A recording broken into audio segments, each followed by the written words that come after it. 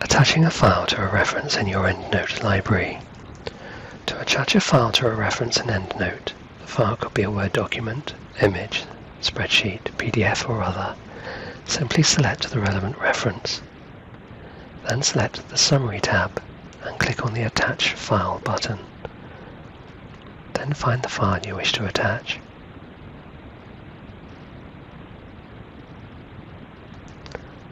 To view the attached file, simply click on the file that now appears in the Summary tab. Or if it is a PDF file, simply click on the PDF tab, which is found to the right of the Summary tab. If you click on any other reference in the References panel, a pop-up window appears, asking if you wish to save the changes made to the previous reference. Click Yes.